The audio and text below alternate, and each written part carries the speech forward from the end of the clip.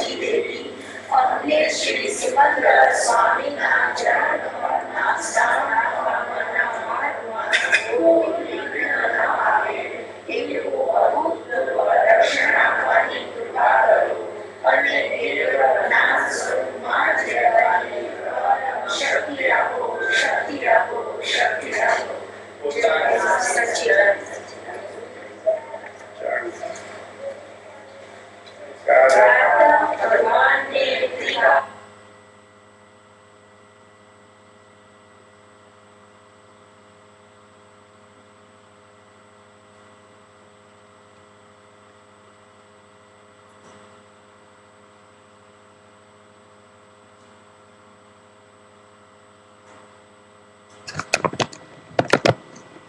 Jai Satchidanand everyone. Jai Satchidanand. Vishuddhatma Bhagwan. Let me try to get, I don't know who is going to be in translation with me today. So who is going to call me? Let's find out. Let me look at the chat here. Satsang on February 24. That's Katya ji. Hello Katya ji. Yes. Alright, Katya. Jai Satchidanand. Yes, I can see you. Jai Satchidanand, Shuddha. Katya and Rudiger are with us. Jai Satchidanand, Shuddha. Jai Satchidanand. Jai Satchidanand. My video is turned off because I'm on Ustream. So you won't be able to see me. But I can see you, that's fine. Just, I will turn off the camera in just a moment, but now that you can see where it's here, so Rudiger is going to do the translation. Then we have Nada sitting there. Jai Satchidanand. Jai Satchidanand. And then there's Susanna. Susanna. Jai Satchidanand. And we have Beate, she's a new seeker. Beate? Yes. Beate. Jai Satchidanand Beate. Yes. All right. And we're in Lindau here, and we have the Mahatma meeting today and the new Seeker meeting, and so we are the rest here. Wonderful. Yes, we're the rest here. Wonderful, wonderful. Jai Satchidanand. So it's a team of 5. That's wonderful. 5 is always a good number for us. Oh, don't forget. It's the Lord. Oh. And who do I see behind Katya? I see Rudy. Yes, Rudiger. Yes. No, also Rudy Mo. I remember the other gentleman. Was his name not Rudy too? It's Katya's photograph I see with Deepak Pai. And then Rudy Mole, or the two brothers. I don't know what's his. Yeah. Okay. Anyway, shall we start? Or are we waiting for the team? I'll let you get organized. Yeah, we have to.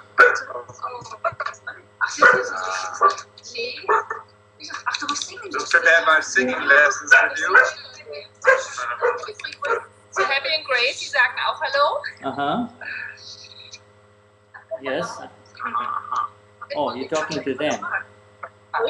So should we are preparing right now, or? Take your time. Take your time. So should we are preparing right now, or? Take your time. Take your time. You need to cut off the sound from the Ustream. Okay. Let me know when you're ready. I'll be with you.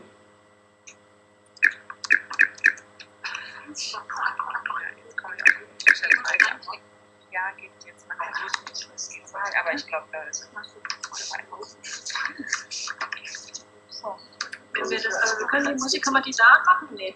Nee, er singt so vor. Ohne Musik heute. So, Shuddha, we're ready to sing. We prepared it. All right, go ahead, start. We did some extra rehearsal. You can have oh yes, Dadavani February. Yeah, we're going to sing that, right? Okay. Shall we start that? Yeah. Yes. All right. Now you don't need me to start. You can just start. Well, All right. All right. We'll start. We'll start. you start. દાદાથી પ્રગટ્યું આ અક્રમ વિજ્ઞાન. દાદાથી પ્રગટ્યું આ અક્રમ વિજ્ઞાન. જગત કલ્યાણના ભાવનું પરિણામ. જગત કલ્યાણના ભાવનું પરિણામ. અનંત અવતારની શોધ. અનંત અવતારની શોધ. પ્રાપ્ત થયો સહજ અક્રમ મોક્ષ. પ્રાપ્ત થયો સહજ અક્રમ મોક્ષ. દાદાથી પ્રગટ્યું અક્રમ વિજ્ઞાન. દાદાથી પ્રગટ્યું અક્રમ વિજ્ઞાન. જગત કલ્યાણના ભાવનું પરિણામ. જગત કલ્યાણના ભાવનું પરિણામ. અનંત અવતારની શોધ. અનંત અવતારની શોધ. પ્રાપ્ત થયો સહજ અક્રમ મોક્ષ. પ્રાપ્ત થયો સહજ અક્રમ મોક્ષ. અલૌકિક અક્રમ માર્ગ ખુલ્લો થયો આજ. અલૌકિક અક્રમ માર્ગ ખુલ્લો થયો આજ. સંસારીને મોક્ષધામ લઈ જવા કાજ. સંસારીને મોક્ષધામ લઈ જવા કાજ. પ્રગટ્યા દાદા ભગવાન. પ્રગટ્યા દાદા ભગવાન. આપવા એક અવતારી જ્ઞાન. આપવા એક અવતારી જ્ઞાન. આપવા એક અવતારી જ્ઞાન. આપવા એક અવતારી જ્ઞાન. થયો ધન્ય આકાળ. થયો ધન્ય આકાશ. હે દાદા જગ કલ્યાણ કરો. હે દાદા જગત કલ્યાણ કરો. સૌ જીવો મોક્ષ જ્ઞાન પામો. સૌ જીવો મોક્ષ જ્ઞાન પામો. દુનિયાના અંતરાયો તૂટો. દુનિયાના અંતરાયો તૂટો. સ્વામી સૌને શરણે લ્યો. સ્વામી સૌને શરણે લો. Now all of you carry on. Hey Dada, go on together. Hey. હે દાદા જગત કલ્યાણ કરો. સૌ જીવો મોક્ષ જ્ઞાન પામો. દુનિયાના અંતરાયો તૂટો. સ્વામી સૌને શરણે લો. દાદા ભગવાનના અસીમ જય જયકાર.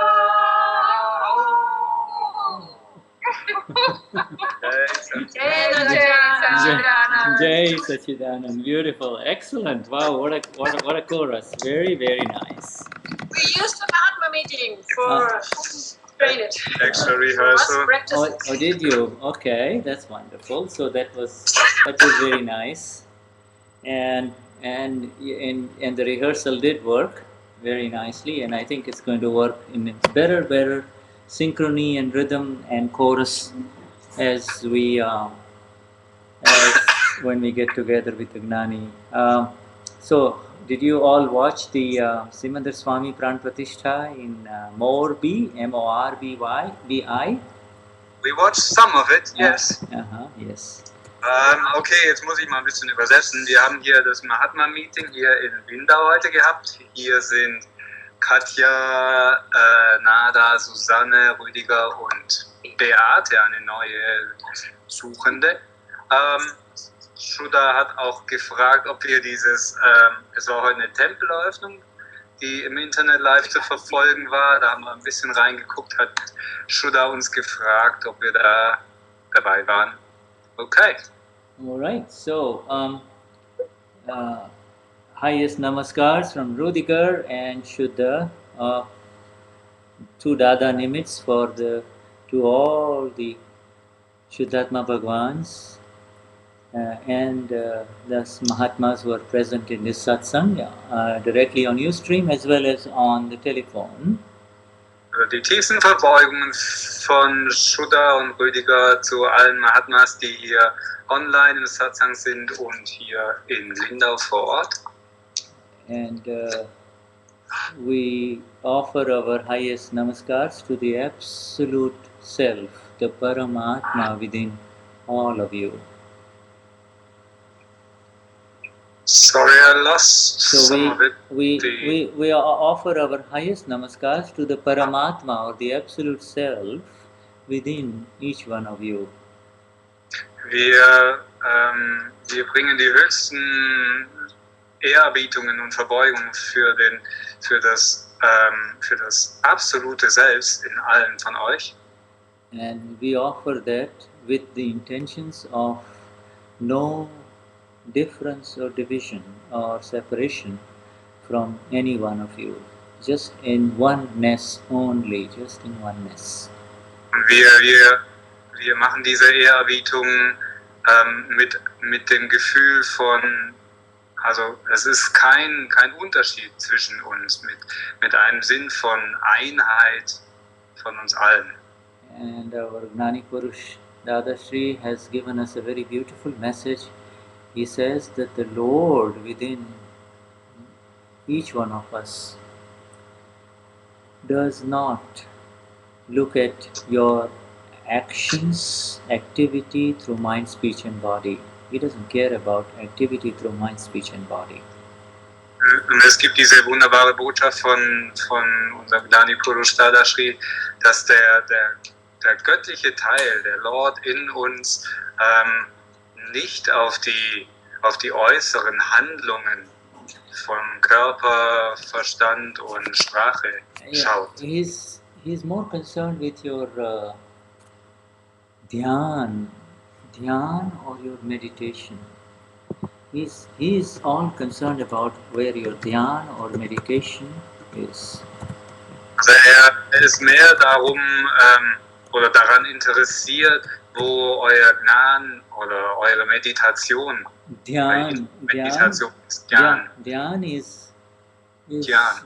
is our religion, not what we do or think or say. Also Dhyan, diese innere Meditation, das ist unsere Religion und nicht das, was wir tun, denken oder sagen. Whatever is your meditation, that is your religion. It's a new way of defining our religion. Whatever is our meditation, wherever our dhyan is, our meditation is, that is our religion. Und was immer unsere Meditation ist und worauf immer unsere Meditation gerichtet ist, das ist unsere Religion. Everything in this universe and in this world is borrowed, or it's a debt. In other words, you have to pay it back. It's a kind of a payback. Whatever we do through this mind, speech and body is a payback. Was immer wir durch unseren Verstand, unser Körper und unsere Sprache tun, ist sozusagen eine Rückzahlung. Except our dhyan, our meditation, it is absolutely cash and independent. It is not any kind of anything borrowed from the Also world. bis auf unsere Meditation, bis auf unsere innere Meditation, die ist nicht irgendwie ausgeliehen. Ja. So, and it is absolutely under your control. In other words, your dhyan is your own, and whereas everything else is dependent on everything else. You see, anything else, talking, doing things, expressing things, feeling things. This is all dependent on some other factors too. Except your dhyan, everything is dependent. Unsere Meditation, unsere innere Meditation ist unabhängig. Das ist das Einzige, was wirklich unser eigenes ist. Also alle anderen Handlungen von Körper, Sprache und Gedanken sind abhängig. So be aware of the dhyan or the meditation. And meditation or dhyan is nothing but after the awakening, your awareness. Where is your awareness applied? Is the awareness in kashais or is the awareness without kashais? Also sei dir deshalb gewahr über deine Meditation. Wo ist deine Meditation? Und nach dem Erwachen im Gnani ist unsere Meditation nichts anderes als unser Gewahrsein. Worauf ist unser Gewahrsein gerichtet? So when we offer a flower to our Lord,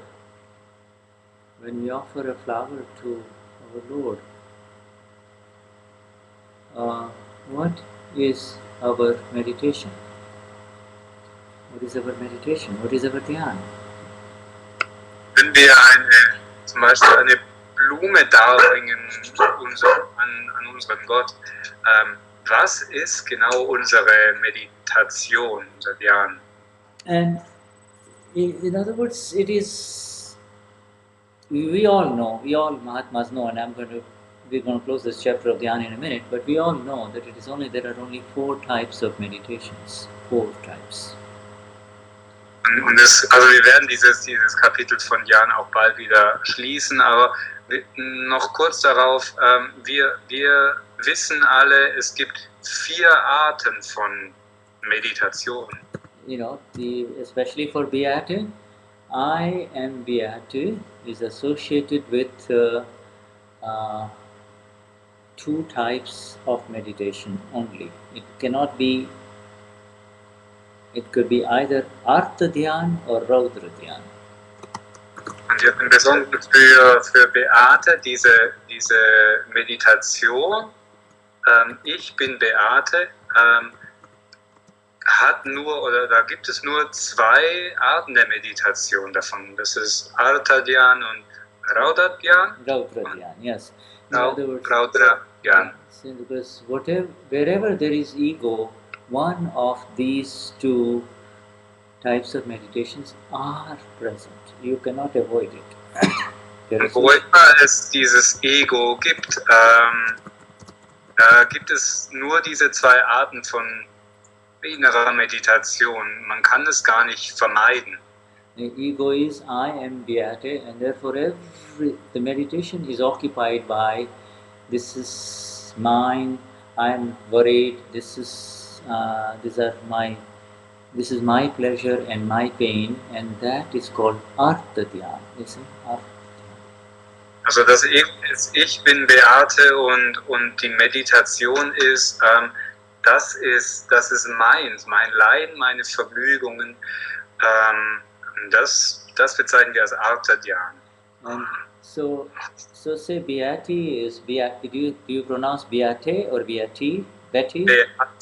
Beate. Beate. So say Beate is worried, but she's worried inside only, but her companion or her friend does not know about it, nobody else knows about it, it is called Artha Dhyana.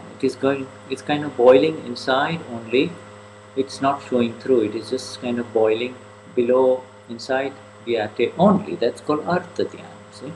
Und sagen wir mal, Beate macht sich irgendwie Sorgen, aber ihr Gegenüber oder die Menschen in ihrem Umfeld merken da nichts davon. Es kocht nur so im Inneren, es dringt nicht nach außen. Das bezeichnen wir als Artha Dhyana. So, as Marga or as Peter or as I am Beate, this inner disturbance or inner pleasure experience, I am enjoying or I am hurting, I am in pleasure or I am in pain, is called Artha Dhyana. It's called Artha Dhyana.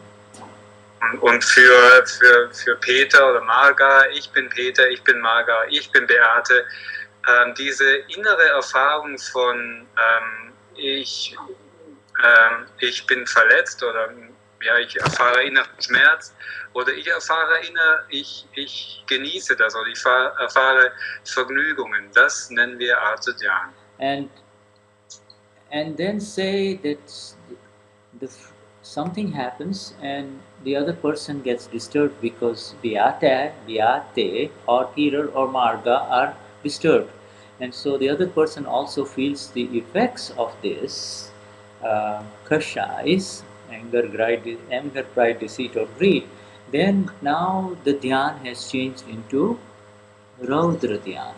The meditation has taken a worse form of an effect. Wir sagen das Gegenüber oder die Menschen im Umfeld von Beate zum Beispiel jetzt spüren oder bekommen diesen Effekt zu spüren, er dringt nach außen, die Menschen sind davon betroffen, dann nimmt diese innere Verstörung eine Form an von dem, was wir Kashais nennen, Wut, Stolz, Ärger, Gier, Täuschung, Anhaftung. Dann sprechen wir von Raudra Dhyan, also wenn das eine Auswirkung auf andere hat. Then if Beate meets someone like a spiritual master or a saint or a good person and says this kind of meditation is not good for you, ask for forgiveness or try to correct it. And so any attempts to correct it is called Dharma Dhyan. You see, it's called Dharma Dhyan or a religious meditation. In other words, you are moving from Artha or Raudra and to I don't want to do this, I wish it wasn't there, I don't want to hurt anyone, etc. So that is a movement from the negative to the positive. Und jetzt sagen wir mal, dass Beate zum Beispiel einen spirituellen Lehrer trifft oder Meister, der ihr sagt, diese innere oder diese Meditation ist nicht gut für dich, du solltest sie verändern, dann ist diese Bemühung, diese negative oder diese innere Meditation, Artha Dhyan, Raudra Dhyan, was wir gerade besprochen haben, zu verändern, das nennen wir Dharma Dhyan. And with reversal from aggression, any kind of reversal, internal reversal from aggression in mind, speech or body will lead to dissolution of Artha or Raudra Dhyan, wrong meditations. You see, these two Artha and Raudra Dhyan are called wrong types of meditations. Und jedes Mal, wenn wir uns wegbewegen von dieser, oder versuchen es umzudrehen, diese innere negative oder aggressive sogar Meditation, wenn wir uns wegbewegen von Artha Dhyan, Raudra Dhyan, dann sprechen wir von Dharma Dhyan. And so, Pratikraman as we know it is really to convert Artha and Raudra, adverse internal meditations that hurts the self, the small self, hurts Rudiger, Uwe, Mary and Francisca, and it is a conversion of of Artha and Raudra into Dharma or religious meditation, right meditation. Also jede Umkehr oder jedes Wegbewegen von dieser inneren Meditation, die uns, also die einen selbst verletzt, die Rüdiger verletzt, die Uwe verletzt, die Nada Katja verletzt, das nennen wir, also diese Umkehr nennen wir wir gehen von Artha Dhyan, Raudra Dhyan in die Richtung von Dharma Dhyan. So these three types of dhyan, so these three types of meditations is what the world has, nothing else. People of the world who are not enlightened, they spin in the cycles of these three types of meditations only, constantly in the two main ones, and sometimes when they meet a spiritual person or a spiritual master, they are changed from these two through the ego into the third one. That's all they can do, and they continue to suffer the effects of all three of them. Und diese drei Arten von innerer Meditation, das ist das Einzige, was ein weltlicher Mensch ohne Erleuchtung, in denen sich ein Mensch in der Welt bewegt, hauptsächlich in Artha Dhyan und Raudra Dhyan, also diese innere Verletzung und die Verletzung, die nach außen dringt, und manchmal auch, wenn er einen spirituellen Meister kennenlernt, die Wegbewegung davon hin zum Dharma Dhyan, durch das Ego aber immer. Und diese drei Arten ist das Einzige, in der ein weltlicher Mensch sich immer wieder im Kreis bewegt, und er wird auch die Auswirkungen, Effekte davon immer wieder erleben. So the entire world talks about meditation. All the spiritual all spiritual paths talk about meditation, but meditation, real meditation, which is true meditation,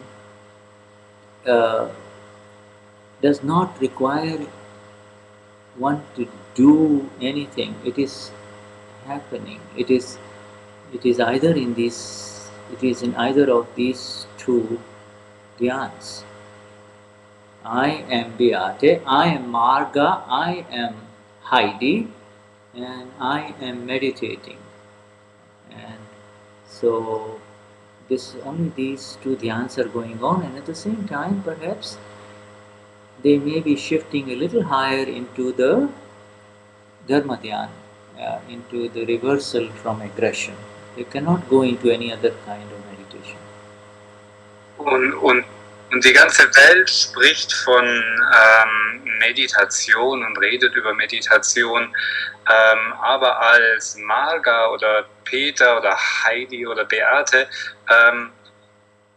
ist die innere Meditation immer nur in diesen Artha Dhyan, also in dieser inneren negativen Meditation oder die Meditation, die innere Bewegung, die dann einen negativen Effekt nach außen hat, Raudra Dhyan, oder wenn man sich ein bisschen höher entwickelt und nach oben bewegt, eben dieses Dharma Dhyan.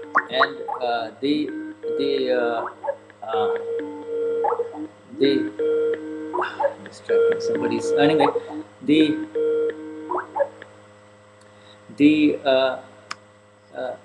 Any attempts to meditate, any attempts to kind of to meditate is really an exercise through the ego to try to align the mind, speech and body and to concentrate on something. That's all. But that's not called meditation, it's called an attempt at concentration. See? Jede Art Meditation zu tun, was wir gewöhnlich kennen, ist eigentlich nicht wirklich Meditation. Es ist der Versuch, oder es ist über das Ego, und es ist der Versuch, eigentlich uns auf etwas zu konzentrieren und unseren Verstand und unsere inneren Gedanken und unseren Zustand in eine Linie auszurichten.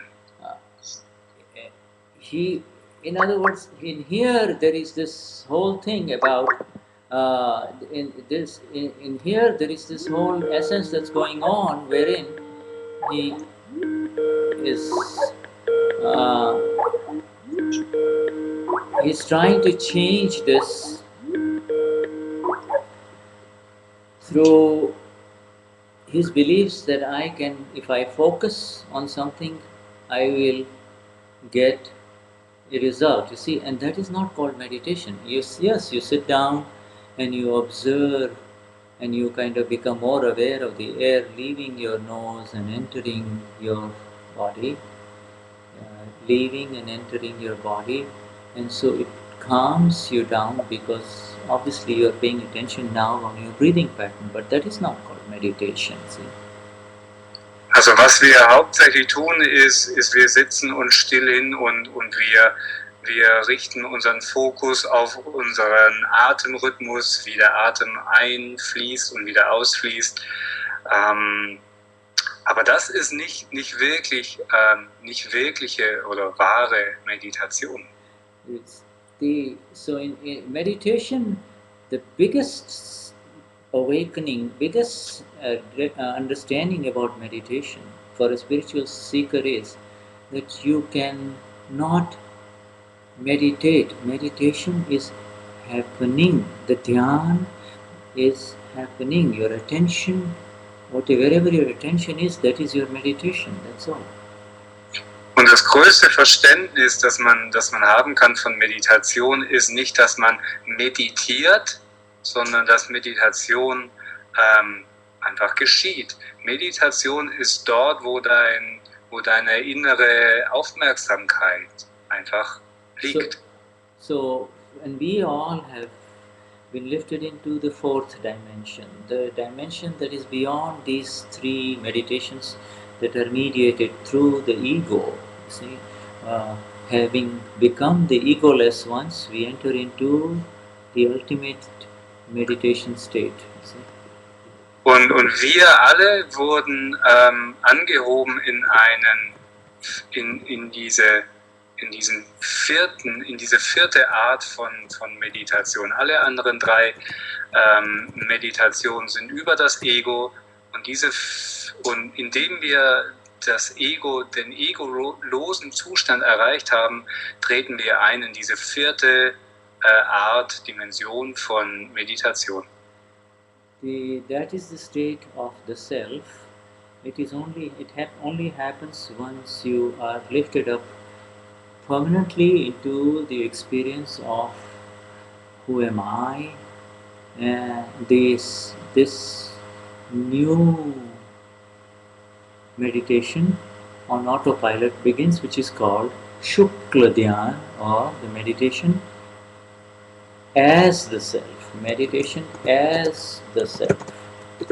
Und diese vierte Art von Meditation geschieht, wenn wir über das Gnani angehoben wurden in die Erfahrung unserer reinen Seele. Und das nennen wir dann Shukla Dhyan, der Zustand des Selbstes oder Meditation als das Selbst, nicht Meditation über das Selbst. So, if I am Dhyate or if I am Marga, I can meditate on anything. I can have a mental image of a Buddha, Lord Buddha, or a Lord Shiva, or a Lord Jesus, and you can meditate on, your idea of whoever you conceive your Lord to be, but you cannot, and that requires the ego. Whereas the meditation as the self is the end of meditation. It is simply the end of meditation that requires any effort. It is natural then, the meditation as the self. Wenn ich meditiere als Marga, als Beate, dann kann ich mir alles vorstellen. Kann ich mir innerlich Buddha vorstellen oder Lord Krishna. ich kann meine Aufmerksamkeit und meine innere Meditation darauf richten. Aber, sorry, I forgot the second part. That you, when you meditate as the self, that is the end of meditation, because there is nothing to meditate upon. Whatever is in front of you simply is. Und wenn man als das Selbst meditiert, in Anführungsstrichen, dann passiert Meditation. Es ist in dem Sinne keine Meditation mehr, weil alles ist, also du meditierst nicht mehr über etwas, sondern alles ist, wie es ist vor dir. So when you are the pure soul, in that light you are aware of the Artha or the Raudra or its conversion into Dharma. You are aware of these two in the front, and then its conversion through Pratikraman or into the Dharma, and you are aware of that happening inside Zodigar or Uva or Nada. You are in your eternal meditation called Shukla Dhyana. Und wenn du in diesem Zustand des Selbstes bist, in dieser Meditation, dann bist du dir gewahr über die anderen Arten der Meditation, die vor dir passieren, das heißt diese negative innere Meditation oder die Auswirkung, die negative Auswirkung auf andere, oder wie sich dieses umkehrt in positive Meditation über zum Beispiel Patikraman, hier das Gebet, um Verzeihung zu bitten. Das passiert alles vor dir, indem du im Zustand des Selbstes bist, in dieser Meditation Shukla Dhyan. Yeah, so you begin to see the beauty of enlightenment. It is beyond words, and yet there is everything within this new meditation as the self, this new light that we are, this new light that we all are. Und dann beginnst du die Schönheit zu sehen als das Selbst und darüber hinaus zu gehen, über diese Arten von Meditation. Sorry, I forgot half of it. Yes, so it's the new light, and within this new light of the self, you see Rudiger or Beate with his or her Artha or Raudra Dhyan, and it doesn't matter. Und das ist das neue Licht des Selbstes, dieser Shukla Dhyan Meditation, wo du Rüdiger siehst in seiner, oder Beate siehst in seiner oder ihrer Meditation, wo sie gerade drinstecken. Wenn es eine negative Meditation ist, es macht eigentlich nichts mehr aus. So you see, in the old unenlightened state, before the Gnanvidi, whatever he does, he is in danger, because he is doing it through the sense that it is happening to me and I am doing it. Was immer er vor dem Gnanvidi macht, Rüdiger, ist er in Gefahr, weil es alles passiert in dem Sinn von, oder in dem Glauben, in der Überzeugung, es passiert mir oder es passiert durch mich. And there again is, as I am Beate or I am Rudiger, whatever is done through the mind and whatever is done through the body activity, like say stealing, it has its relative effects, whereas whatever is done through the mind at a subtle level, you're not doing physical stealing, and yet in the mind you're stealing. That has got much worse consequences. Und was immer du machst als Rüdiger oder als Beate, auf körperlicher Ebene, sagen wir mal, du stiehlst, dann hat es weniger Auswirkungen, wie wenn du, sagen wir mal, in deinem Geiste stiehlst. Dann hat es viel mehr Auswirkungen, Konsequenzen, wenn du das über deinen Verstand, deinen Geist machst. This physical stealing will result in maybe being caught by the policeman and punishment, etc. But the mental stealing may not be caught by anybody, but it has got much worse punishment yet to come. If not in this life, then in the next life, you see. Also wenn du physisch äußerlich stiehlst, dann hat es vielleicht die Konsequenz, dass du von der Polizei geschnappt wirst und entsprechende Konsequenzen hat. Aber wenn du im Geiste stiehlst, in deinem Verstand, im Inneren, dann hat es viel schlimmere Konsequenzen bis hinein ins nächste Leben. It applies to people for whom charging is carrying on as well as discharge. What was just said does not apply to Mahatmas who have become established into the state as capital of the S capital self, in other words, in Shukla Dhyana. Und dies trifft zu auf, oder dies betrifft die Menschen, für die immer noch in diesem Prozess sind von Karma aufladen und Karma entladen. Es betrifft nicht mehr die Menschen, die in ihrem Zustand des Selbstes gefestigt sind nach dem Gnani. Yeah, so you see, you get that, and so the Lord really says, what an amazing thing, what an amazing freedom that we are all placed in. And it is only through more understanding of what we have received that we begin to feel the beauty of it, of the freedom as well as the final freedom, the moksha. Und was für eine Freiheit, die uns da gegeben worden ist, in die wir hineingestellt wurden. Es ist einerseits diese Freiheit, frei zu sein von Karma-Aufladen, bis hin zur ultimativen Befreiung. In other words, you in Dadashri says, I have come to give you cash. I don't give you false promises. I don't give you false promises of something later.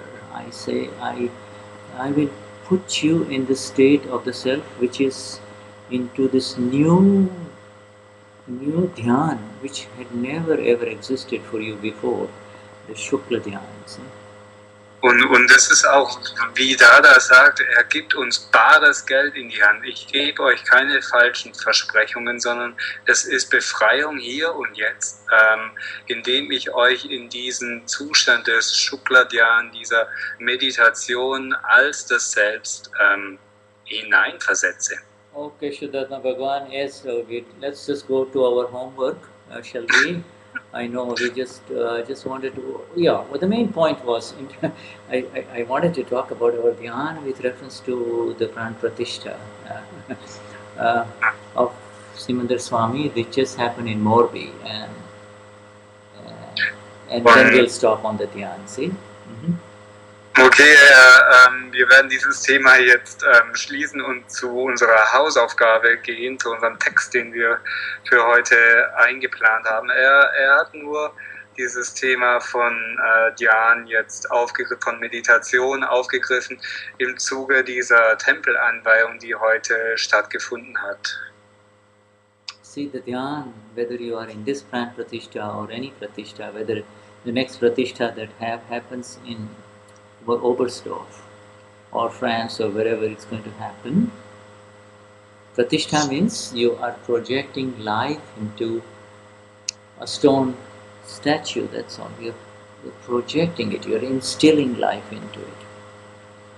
Und das war jetzt nur im Zuge auf dieses, also was man Pratishtha nennt, es ist, und wo immer das nächste Pratishtha stattfinden wird, in Oberstdorf oder Frankreich, wo es auch immer ist, in England. Pratishtha heißt, dass man Leben spirituelles Leben in eine Steinfigur, ein Abbild von einem Titaka oder so, rein installiert sozusagen. So when you say my Lord, and then say that you place him at the highest level within your universe, say, he says, my Lord, you are it, that's it. This is the highest that I can attain through this mind, speech and body. But the Shukla Dhyan that is going on inside is aware of the one who is saying this, and is saying, yeah, you're praising me, right? Und wenn du sagst, hier, mein Gott, den ich anbete, wenn du hier so eine Statue verehrst, dann ist es die höchste Meditation, die du machen kannst, weil innerlich hast du antwortet dir das selbst, ja, es bin eigentlich ich, den du anbetest. So when an enlightened one, like any one of us, goes in front of the Lord, it's a very magnificent effect. There is just total inner silence, even as outwardly there is a lot of kriya, lot of decorations and flowers and everything going on.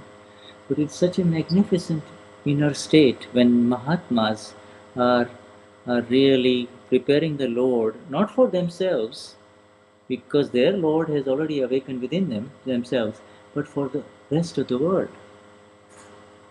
Und es ist ein wunderbarer, ganz besonderer Moment, wenn ein Mahatma, ein Erleuchteter, vor so ein Manifest oder vor so eine belebte Statue tritt, sie schmückt und preist.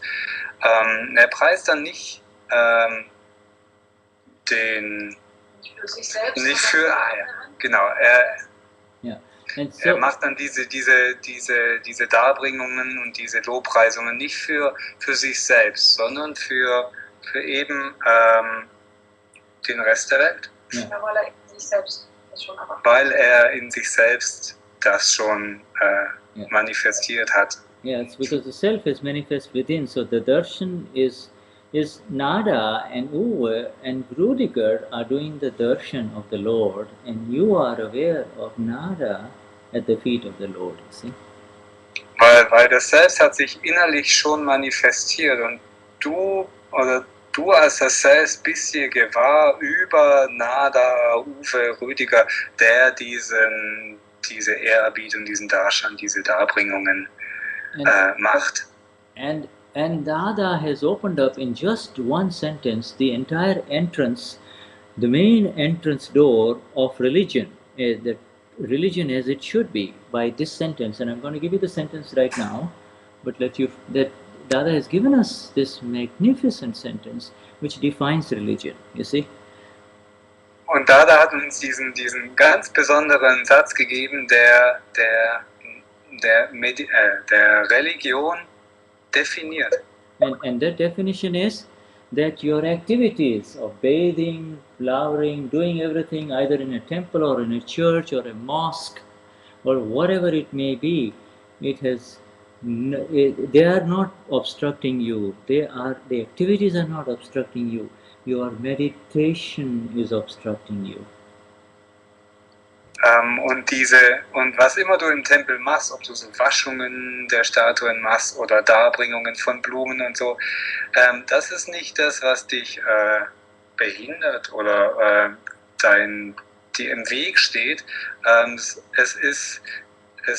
Sondern es kommt darauf an, welche innere Meditation du hast. And you know, in order to change that negative meditation of Artha and Raudra into Dharma, Dada gave for the world these 9 magnificent sentences. Und die innere negative Meditation umzukehren oder zu verändern, so wie wir das besprochen haben, von Artha und Raudra Dhyan in Dharma Dhyan, hat Dada uns diese 9 ganz besonderen Sätze gegeben. Okay, good. So that was all. Let's come to our documents, and shall we go there? We have 2 documents, right? Nadaji, one is the Veils of Circumstances, And the other one, if we have Gottfried's document about the 3 mantra, right? What's Yes. so? I have both in front of me. All right. What shall we take first? So whatever.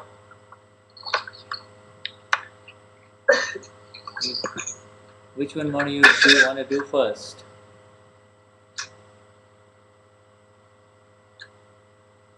I don't mind. I don't care. I have everything in front of me. You choose. Okay. So, all right. So let's just go into into our homework, which is being with Dada, and so we will go into this PDF, which everyone has got, called the Veils of Circumstances, right? Yes. Also wir gehen jetzt in dieses Dokument, das als PDF hoffentlich jeder hat oder zumindest verfügbar ist auf Ning. Das heißt die Schleier der Umstände. Okay, ist auch übersetzt von Petronilla. Vielen Dank. So we go straight to it. There's after the photograph of Dada, or at the bottom of Dada's photograph, I think there is something. Let me see. What a magnificent picture of Dada with compassionate in his eyes. Effects arose due to the pressure of circumstances. Again, carrying on from the Dadavani of February 2013. Okay, das ist ein Text vom Februar Dadavani 2013. Hier ein PDF, ein wunderschönes Bild von Dadashri mit viel Mitgefühl in seinen Augen. Die Überschrift lautet: Wirkungen entstanden aufgrund des Drucks von Umständen. So all these are circumstances that have come in front of us or the self. When you walk out of your home into a heavy fog, you and I will not be able to see each other, even if we are standing in front of each other. Will that happen or not? And the questioner says, yes. Okay, der Text ist jetzt Dadashri sagt, dieses sind alles Umstände, die vor dem Selbst aufgetaucht sind. Wenn du dein Haus verlässt, wenn du aus dem Haus herausgehst in den dichten Nebel, werden du und ich einander nicht sehen können, auch wenn wir direkt voreinander stehen. Kann das passieren oder nicht? Die Frau sagt ja. Dadashri, yes, you stop seeing, important word seeing, because of the fog. Similarly, the self, as capital, is in the fog of circumstances. So many circumstances arise, but as compared to the atmospheric fog, this fog has an infinite variety of layers, veils of illusion. They are such grave avarans or veils that they do not allow one to attain the awareness of the self. Dada is talking about the state of the people of the world here. Okay. Also wir waren an dem Punkt, ja, du hörst auf, wegen des Nebels zu sehen. Das Selbst ist ebenso im Nebel, in Anführungsstrichen, der Umstände. So viele Umstände entstehen. Aber mit dem Nebel der Witterung, also dem normalen, echten Nebel, wie er im Wetter ist, verglichen, hat dieser Nebel, in Anführungsstrichen, eine unendliche Vielfalt von Schichten, Schleiern von Illusionen. Es sind derart schwerwiegende Schleier, dass sie es einem nicht ermöglichen, das Gewahrsein des Selbst zu erlangen. But the self, Dadashri says, has neither come nor will it leave or go away. The S capital self itself is the absolute self, Param Atma. But the circumstances do not allow this awareness or Bhan to arise. That is a wonder, is it not? And the Gnani Purush, who is liberated, who is free from all circumstances, has seen all that, Aber das Selbst, groß geschrieben, ist weder gekommen, also weder ist es neu aufgetaucht, noch wird es weggehen. Das Selbst an sich ist das absolute Selbst, aber die Umstände erlauben dem Gewahrsein nicht aufzukommen, dem Gewahrsein über das Selbst. Das ist ein Wunder, oder? Nicht. Und der Wissende, der Gnani Purush, der befreit ist, der von allen Umständen frei ist, hat dies alles gesehen.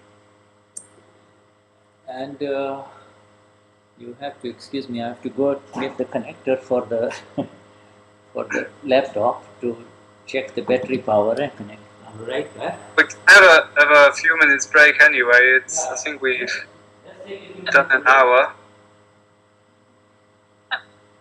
Also wir machen jetzt eine kleine Pause, weil muss jetzt sein Laptop anschließen. Machen jetzt, die erste Stunde ist gleich vorbei und jetzt machen wir eine kurze Pause. Bis gleich.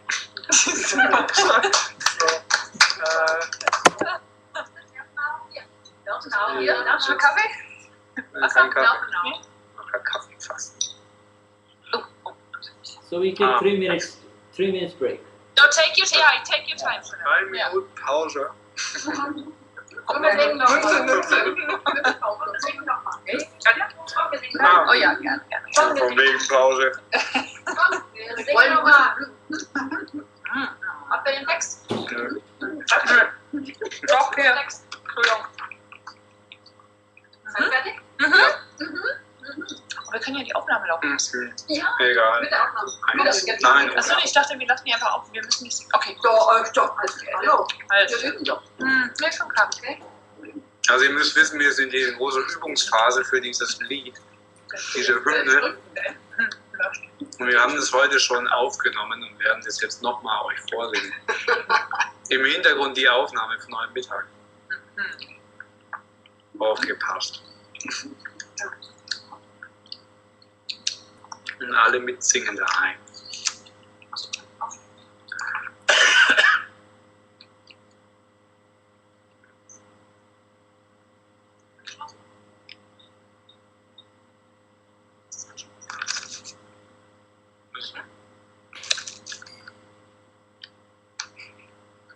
Was heißt die Botschaft?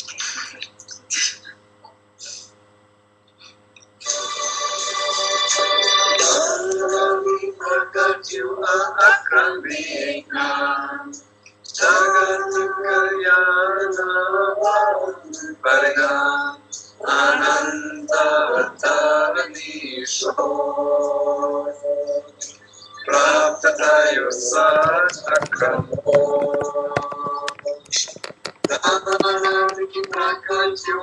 Akram Vignan, Jagat Kalyana Parinam, Ananta Dadavani February, Praptatayo Satsang.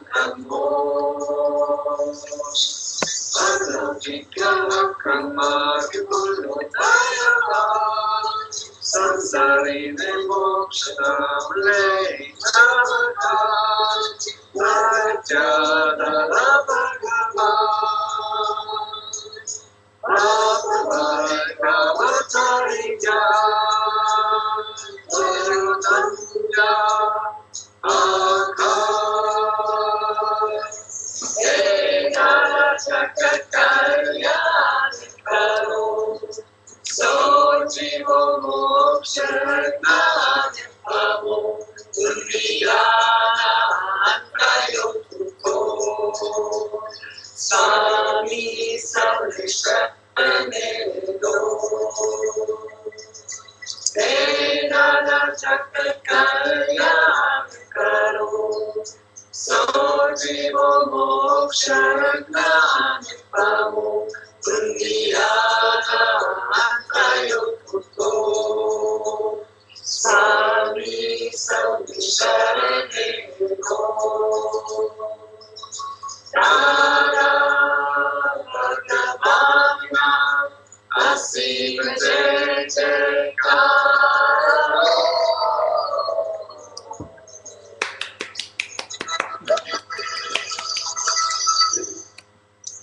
Abne, Dada, Manch, Apna Dada Mahanche. Our Dada is great. Our Dada is great. Jai Sachidan. Very nice. It's just, I was reminded of progressive waves of the ocean just kind of flowing with bliss for the rest of the world.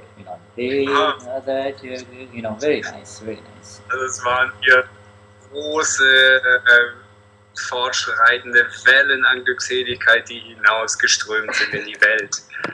Yeah. Von Lindau. Yeah, Okay. from Lindau. And it starts in Lindau and it just goes into Munich. Hey, Constance.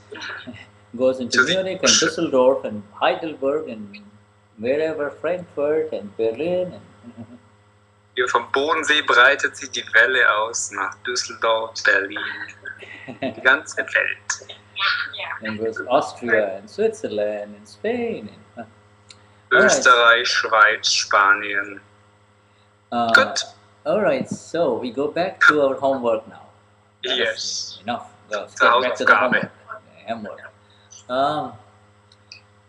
Even at this very moment, the S capital self is in the Paramatma state within all of us, but one is not aware of it. He has lost the awareness from the pressure of circumstances that surround him. If you ask a collector, who are you?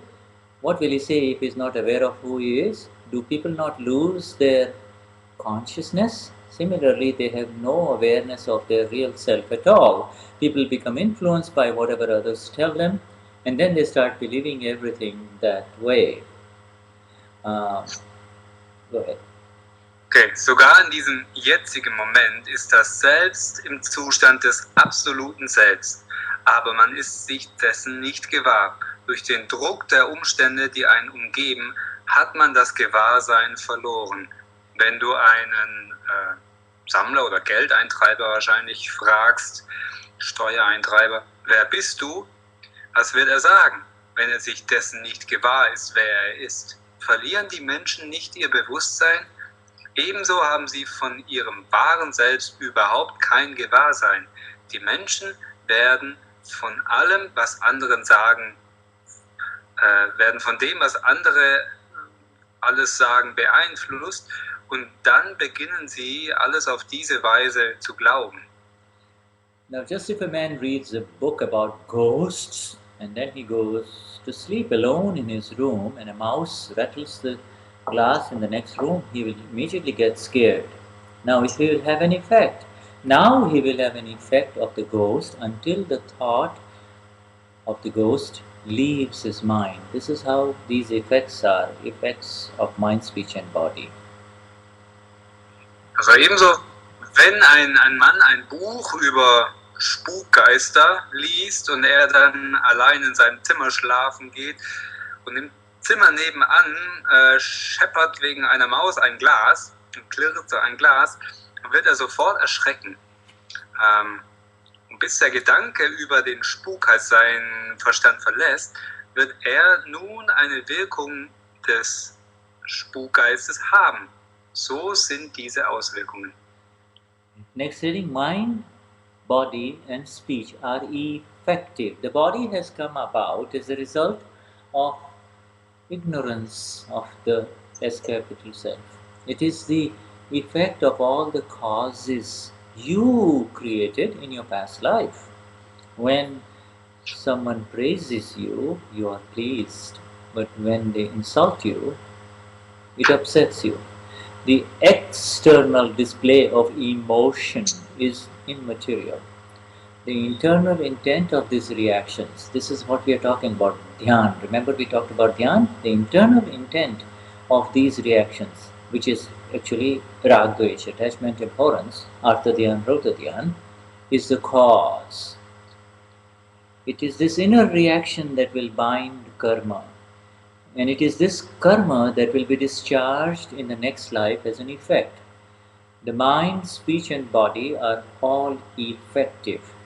While suffering the effects, one creates new causes, and the cycle of cause and effect, effect and cause, cause and effect and cause is perpetuated in this manner. Neue Überschrift: Verstand, Körper und Sprache sind effektiv oder wirkungsbezogen, kann man auch sagen. Der Körper ist als Resultat der Unwissenheit über das Selbst zustande gekommen. Er ist die Wirkung aller Ursachen, die du erschaffen hast in deinem vergangenen Leben. Wenn dich jemand lobt, bist du erfreut. Wenn dich aber jemand kränkt oder beschimpft, verstimmt es dich. Die äußere Darstellung von Emotionen ist unwesentlich. Die innere Absicht dieser Reaktion, also das, was wir auch vorher besprochen haben, die Dhyans, sind die Ursache. Es ist diese innere Reaktion, die Karma binden wird, aufladen wird. Und dieses Karma ist es, das im nächsten Leben als Wirkung entladen wird. Der Verstand, Sprache und Körper sind alle effektiv, wirkungsabhängig. Während man die Wirkung erleidet, erschafft man neue Ursachen. Und auf diese Weise ist der Zyklus von Ursache-Wirkung, Wirkung-Ursache, Ursache-Wirkung, wird er aufrechterhalten. The mind, body and speech are effective. They are effective from birth. How are they effective?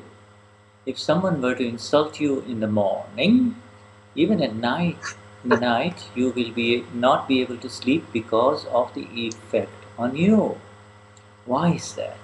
It is because the mind is effective. The effect of speech is obvious. If you were to curse someone, that person will react immediately. And lastly, this body too is effective. It feels cold when it gets cold, and it feels hot when it gets hot outside. It is effective from birth. A newborn baby will cry if it is cold, and when you wrap it up nicely in a blanket, it will stop crying. If you put something sweet in its mouth, the baby will start licking its lips and will grimace, make a face if you put something bitter in the mouth. Also der Verstand, Körper und Sprache sind auswirkungsbezogen, effektiv. Sie sind von Geburt aus effektiv. Wie sind sie wirksam? Wenn dich am Morgen jemand kränkt, kannst du wegen dieser Wirkung auf dich sogar nachts nicht schlafen. Warum ist das so? Weil der Verstand wirkungsbezogen ist. Die Wirkung der Rede ist offensichtlich. Wenn du jemanden beschimpfst, würde dieser Mensch unmittelbar reagieren. Und dieser Körper zuletzt ist ebenso wirkungsbezogen. Er fühlt sich kalt, wenn es kalt wird, und heiß, wenn es heiß wird. Er ist von Geburt aus wirkungsbezogen. Wenn es kalt ist, wird ein Neugeborenes schreien. Und wenn du es warm, schön in eine Decke einpackst, wird es aufhören. Wenn du in seinen Mund etwas Süßes gibst, wird das Baby seine Lippen zu lecken beginnen. Und wenn du etwas Bitteres in seinen Mund gibst, wird es eine Grimasse schneiden.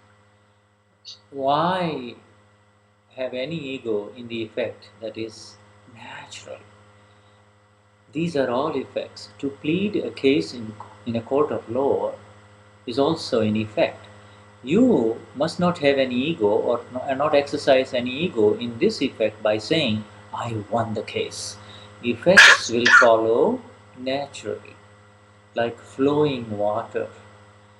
The water does not say, I'm going down. Even then, it travels a great distance from the mountains to the ocean. Humans, on the other hand, have ego, and therefore they bind karma.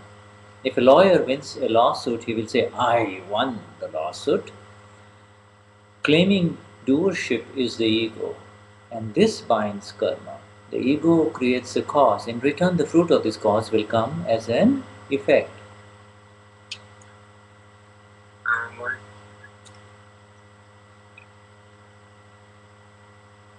Warum das Ego in der Wirkung was natürlich ist? Überschrift verstehe ich nicht. Egal.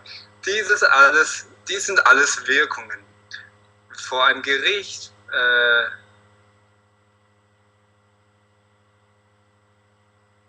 wenn du du vor einem Gericht einen Fall vertrittst, dann ist es auch eine Wirkung. Du sollst in dieser Wirkung kein bisschen Ego haben, wenn du sagst, ich habe diesen Gerichtsfall gewonnen. Wirkungen werden natürlicherweise folgen wie fließendes Wasser. Das Wasser sagt nicht, ich fließe abwärts. Es fließt selbst dann eine weite Strecke vom Berg bis zum Ozean. Menschen dagegen haben ein Ego und deshalb binden sie Karma. Wenn ein Anwalt einen Rechtsstreit gewinnt, wird er sagen, ich gewann den Rechtsstreit. Das Ego beansprucht, Handelnder zu sein und das bindet Karma, lädt Karma auf. Das Ego erschafft eine Ursache. Die Frucht dieser Ursache wird als Wirkung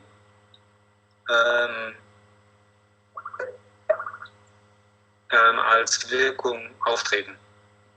Now the reason for the effect is a cause.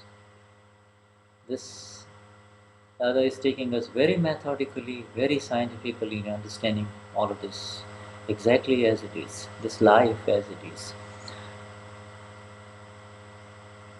These are all simply effects. Even in the womb, the baby is affected. I have personally witnessed it, and then Dada will give us an example. Also die nächste Überschrift, der Grund für die Wirkung ist eine Ursache. Dies alles sind einfach Wirkungen, Auswirkungen. Sogar das Baby in der Gebärmutter ist wirkungsbezogen. Ich persönlich habe das erlebt.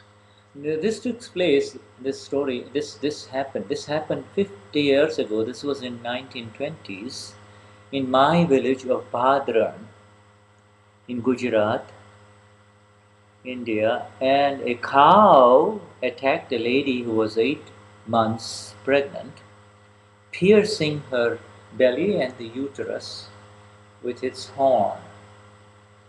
One of the fingers of the baby came out through the wound, and it became a challenge for even the missionary doctors, and the mother's condition was getting serious. Interesting that he uses the word missionary doctors. There must be doctors from overseas in those days helping out. Mother's condition was getting serious. So an 80-year-old lady heard about this.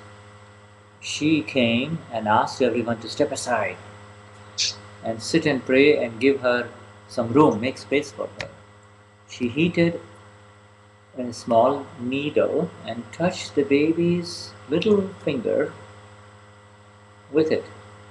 And the baby immediately pulled in the finger inside the uterus.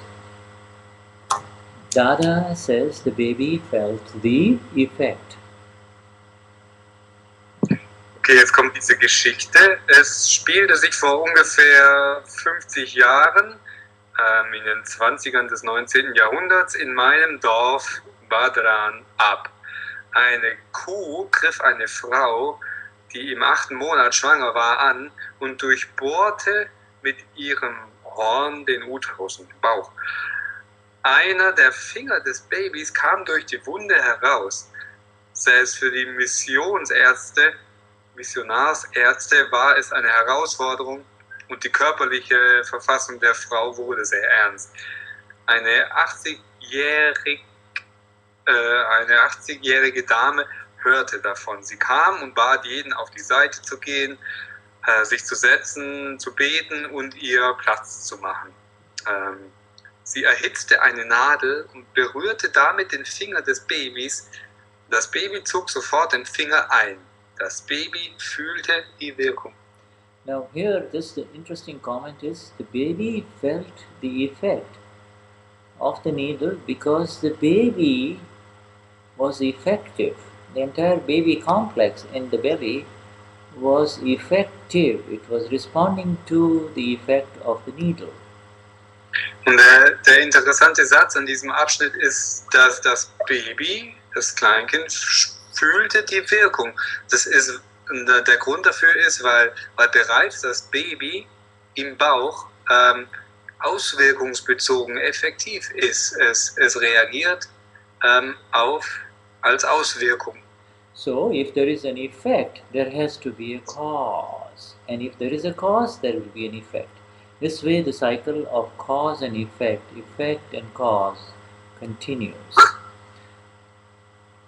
Also auf diese Art, also in dem Sinne, wenn es eine Ursache gibt, wenn es eine Wirkung, eine Auswirkung gibt, muss es auch eine Ursache geben. Und wenn es eine Ursache gibt, wird es eine Auswirkung geben. Auf diese Art dauert der Kreislauf von Ursache und Wirkung, Wirkung und Ursache immer weiter an, führt er immer weiter fort. Dadashri uses this example of the old lady whenever somebody asks him about evidence of a previous life and life after life. What is the proof? This is Dada's classic example when he uses this story. Sorry, I have technical problems with this computer here, sorry. That's okay. Well, this story is used by Dada to explain, give proof that there is a previous life, and this life is the result of a previous life, you see, causes of previous life. Also diese Geschichte ist sozusagen der Beweis, den Dada immer anführt, wenn jemand fragt oder Zweifel hat bezüglich vergangenen Lebens. Er sagt irgendwie, dass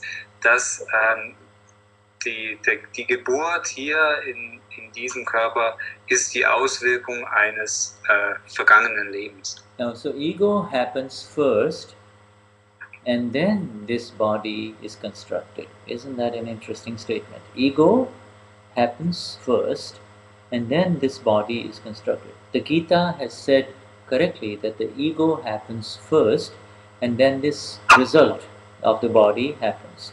Ego causes binding of karma, and then this mind, speech and body are the result. Ego is the cause, and this mind, speech and body is the effect. Okay, das Ego geschieht oder das Ego passiert zuerst und dann wird der Körper oder entsteht der Körper, wird der Körper aufgebaut. Also die Gita, also das indische Schrift, der indische Weisheitsschrift, Heilige Schrift, hat das genau richtig gesagt. Das Ego kommt zuerst vor oder tritt zuerst auf und dann geschieht dieses Ergebnis, der Körper. Ego verursacht das Aufladen von Karma und dieser Verstand, Sprache und Körper sind das Ergebnis. Ego ist die Ursache und dieser Verstand, Sprache und Körper sind die Auswirkung. Questioner. Then, Dada, is egoism the fundamental cause of life? Dadashri says it is not the fundamental cause either. This is the cause that has arisen for you. Cause and effect, cause and effect. Now, if this link is broken, liberation or moksha happens. What should be broken down from these two? From these two? Which part is to be removed, the cause or the effect? The questioner says, remove the causes. Dadashri says, yes, remove the causes. Effect cannot be changed by anyone. Now, how do we remove the causes? Dada is asking, how do we remove the causes? Okay, also dann ist Egoismus, das Ego, die grundlegende Ursache für das Leben, Leben für Leben. Dadashri antwortet, das Ego, es ist auch nicht fundamental grundlegend. Das ist die Ursache, die für dich entstanden ist. Ursachen und Wirkungen, Wirkungen und Ursachen. Wenn nun diese Verbindung unterbrochen ist, geschieht Befreiung. Was sollte von diesen beiden, also von Ursache und Wirkung, zerstört werden? Welcher Teil sollte entfernt werden?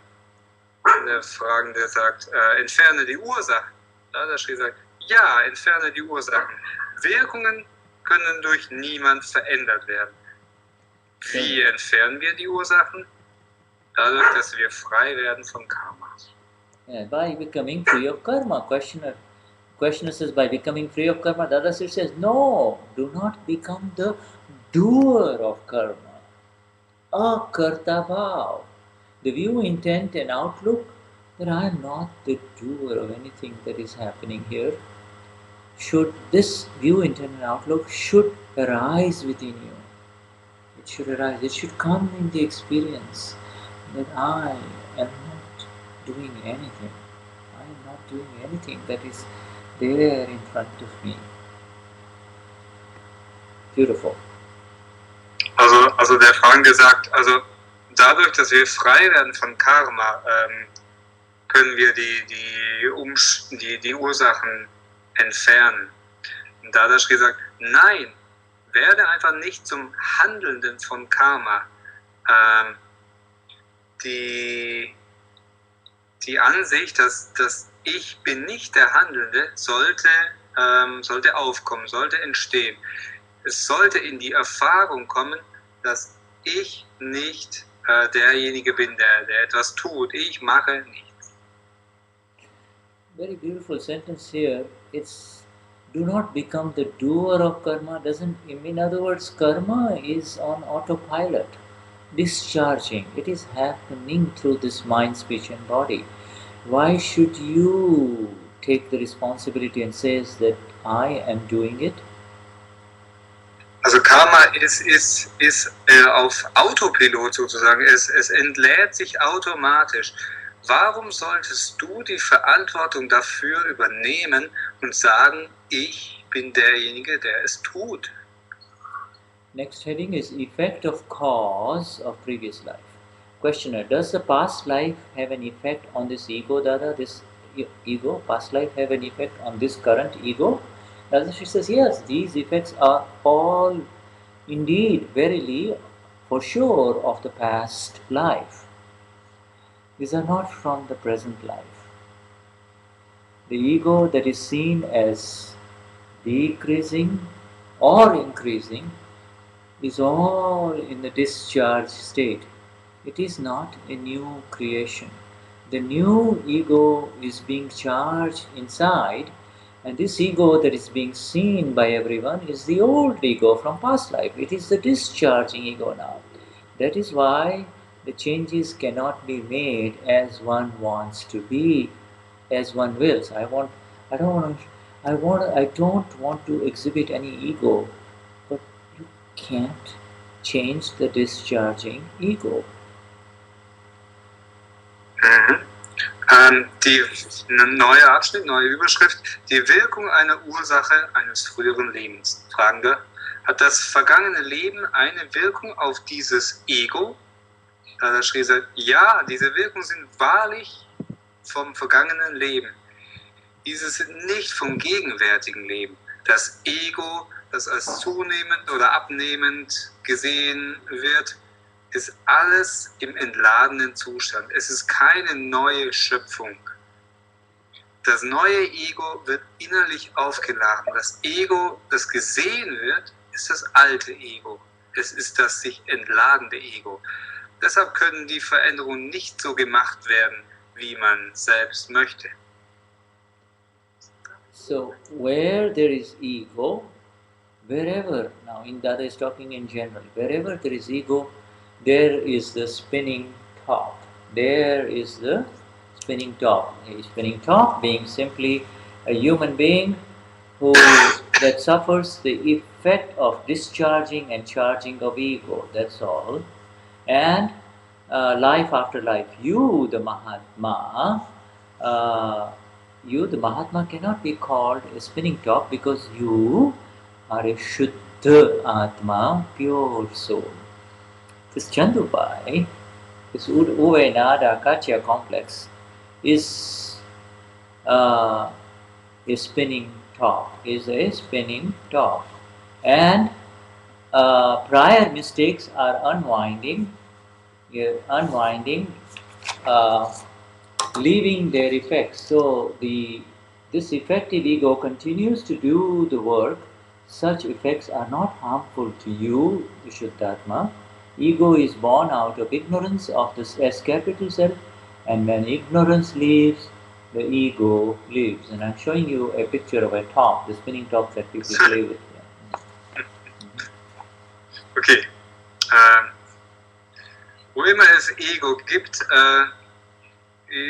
gibt es dort, oder ist es wie dieser Kreisel. Es gibt so diese Kreisel in Indien auch, die man mit so einem Faden aufzieht, und wenn man an dem Faden zieht und dann dreht sich dieser Kreisel da die ganze Zeit. Das ist so ein Bild für ein menschliches Wesen, das Leben für Leben die Wirkung des entladenden und aufladenden Egos erleidet. Du, groß geschrieben, der Mahatma, kannst nicht als Kreisel bezeichnet werden, denn du bist reine Seele. Dieser Chandubai, dieser Uwe, Nada, Katja, Körperkomplex, der ist der Kreisel. Frühere Fehler wickeln sich ab, entladen sich, und ihre Wirkung wird von ihnen zurückgelassen. Dieses sich auswirkende Ego fährt also fort, die Arbeit zu machen. Solche Auswirkungen sind für dich, Vishuddhatma, nicht schädigend. Ego ist aus Unwissenheit vom Selbst geboren, und wenn die Unwissenheit aufhört, hört das Ego auf. Now, under the heading non-contradictory principles, in other words, absolute principles of effects, Dadashri says, do you understand effect now? That which indeed verily happens on its own is called an effect. When you give your examination paper, it is called a cause. You do not have to worry about the effect, the result, which is inevitable once the examination is given. The result is the effect. The whole world is preoccupied with the effect and strives to change it and to manipulate it, when really they should be concerned about the cause. Also, nächste Überschrift, nächster Abschnitt, nicht widersprüchliche, also absolute Prinzipien der Auswirkungen. Verstehst du nun den Begriff Auswirkung? Das, was wahrlich von selber geschieht, ist Auswirkung. Wenn du deine Prüfung, wenn du dein Examen abgibst, wird es eine Ursache genannt. Du musst dich um die Auswirkung nicht sorgen. Das Ergebnis ist unvermeidlich, sobald du die Prüfung abgegeben hast. Das Ergebnis ist die Auswirkung.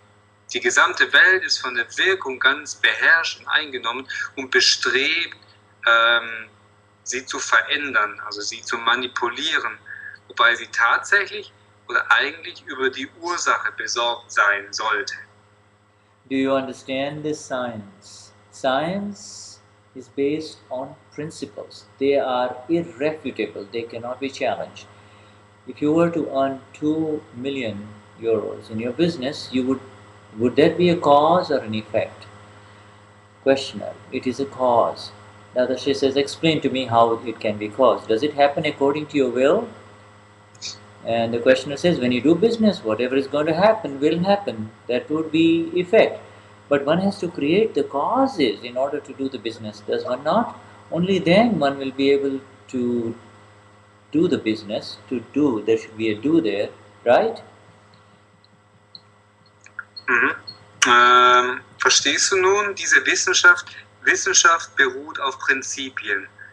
Sie ist unwiderlegbar. Wenn du 2 Millionen in deinem Geschäft verdienst, würdest du das eine Ursache oder eine Wirkung nennen? Es ist eine Ursache, sagt der Fragende. Dadashri sagt, erkläre mir, wie es eine Ursache sein kann. Geschieht es entsprechend deines eigenen Willens? Der Fragende sagt, wenn du Geschäfte machst, dann was immer passiert, wird passieren. Das würde Auswirkung sein, aber man muss Ursachen schaffen, um das Geschäft zu machen, oder nicht? Nur dann können wir das auch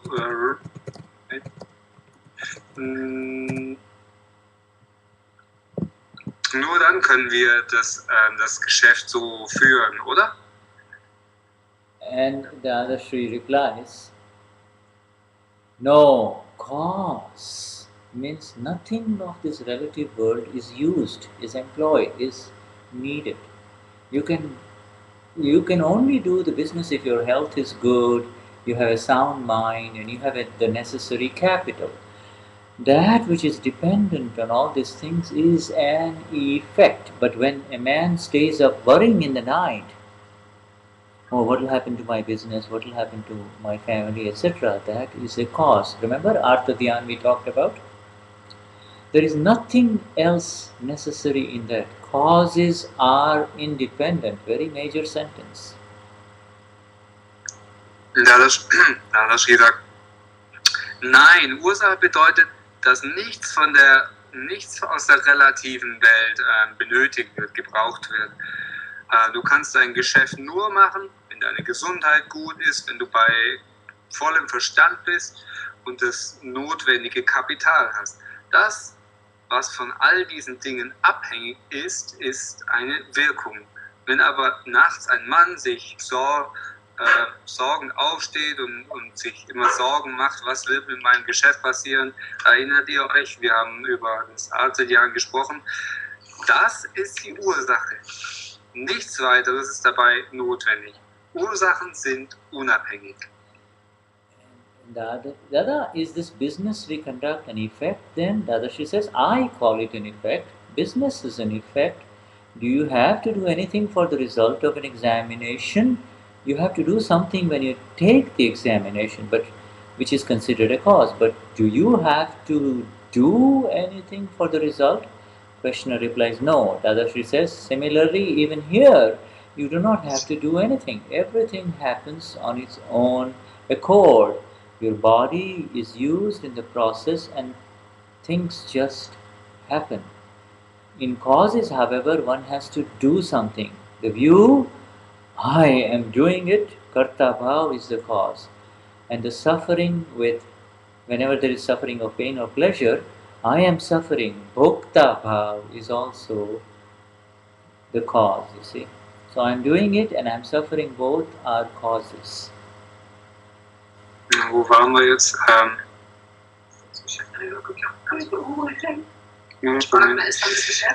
Okay, Entschuldigung. Ist dann Fragen gefragt, ist das Geschäft, das wir führen, eine Wirkung, eine Auswirkung? Dadashri sagt, ich nenne es eine Wirkung. Geschäft ist eine Auswirkung. Hast du für das Ergebnis einer Prüfung noch irgendetwas zu tun? Du musst etwas tun, wenn du das Examen schreibst, wenn du das Examen machst. Das wird als Ursache betrachtet. Aber musst du etwas für das Ergebnis machen? Bhaav sagt, nein. Dadashri sagt, gleichermaßen auch hier, du musst nichts machen. Alles geschieht von selbst. Dein Körper wird bei dem Prozess gebraucht. Die Dinge geschehen einfach. Bei Ursachen muss man jedoch etwas tun. Die Sicht, ich tue es, ist die Ursache. Das Leiden mit ich bin leidend ist ebenso die Ursache. And the questioner then asks, the bhav, which is the view, the intent, the outlook, bhav are all causes, is that right? Dadashri says, yes, causes require no one's help. When you cook a wonderful meal, it is all an effect, but in the process, if from within your view is, I'm a great cook, I make a wonderful meal, I make a wonderful dessert, like Sushma does, it is this view that is the cause. As long as you do not have this inner view, it is all an effect. That which is possible to hear, to see, is all an effect, and the causes cannot be seen. Also dann sind unsere Absicht, unsere Sicht und Ansicht der Dinge, sind es alles Ursachen? Ist das richtig? Fragt der Fragende.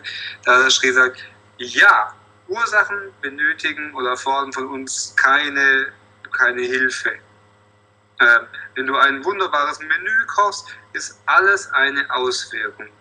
Wenn deine innere Sicht in dem Prozess aber ist, ich bin ein großartiger Koch, ich habe ein wunderbares Menü gemacht oder einen wunderbaren Nachtisch wie Sushma, ist es diese Sicht, die die Ursache erschafft oder ist.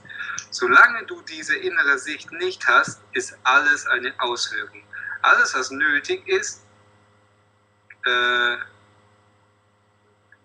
alles, was möglich ist, gesehen, oder alles, was man sehen, hören kann, ist eine Auswirkung. Ursachen können nicht gesehen werden. So then Dadashri is asking, questioner saying, he is now understanding more and more about cause. So Dada, so effect is everything that happens through these five senses? Dadashri says, yes, all that is an effect. The entire life is an effect. Bhaav, the inner intent, view and outlook that happens inside is the cause. You see, interesting sentence. Bhaav that happens inside. You're not doing it. You can't do bhaav even. You just also, even the bhaav is happening inside is the cause. There must be a doer of this bhaav.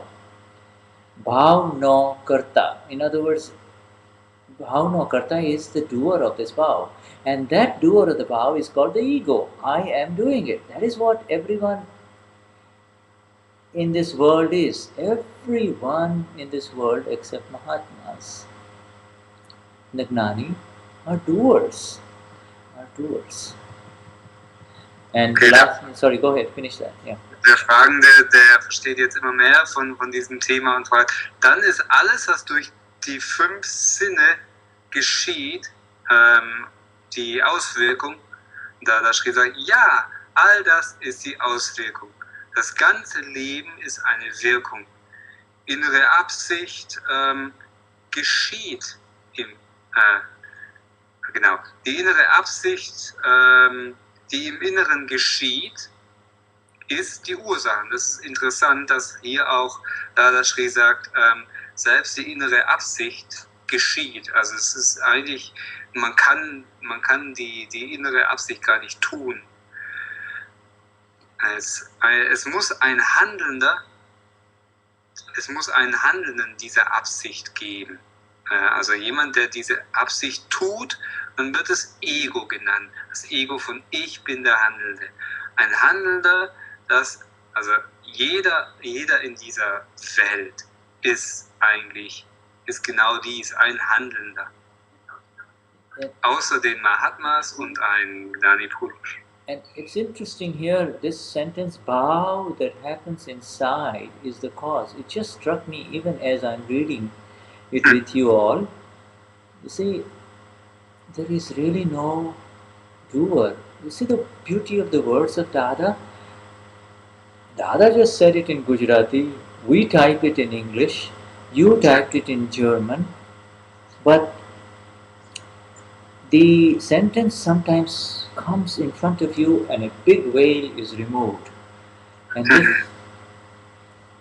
Also dieser eine Satz, die Absicht, die im Inneren passiert, ist die Ursache. Also dieser Satz wurde auf Gujarati gesprochen, Shuddha hat es ins Englische übersetzt, wir haben es auf Deutsch getippt und trotzdem erscheint dieser Satz so auf einmal in einem neuen Licht und entfernt ganze Schleier von Unwissenheit. And the bhaav that is happening is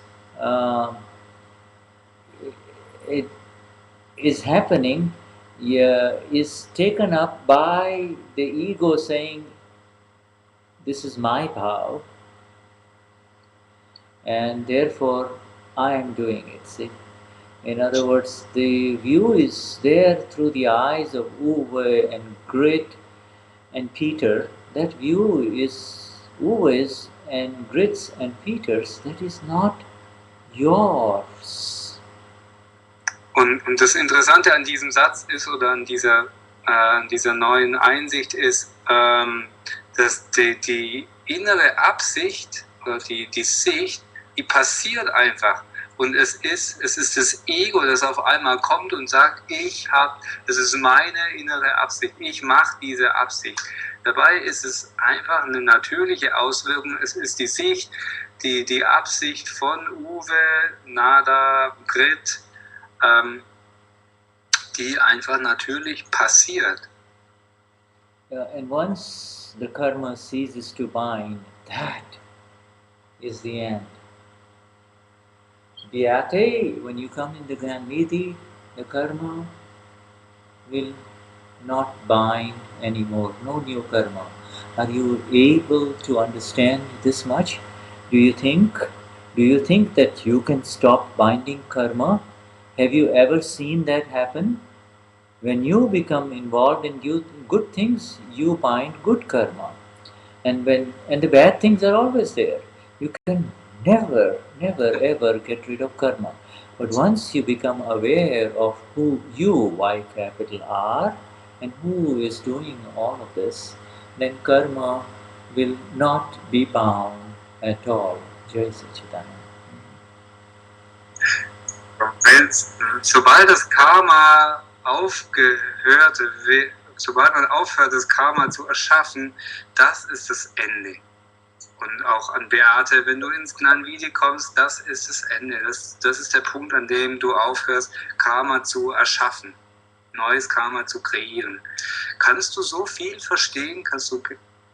Denkst du, dass du selbst aufhören kannst, von dir heraus Karma zu erschaffen?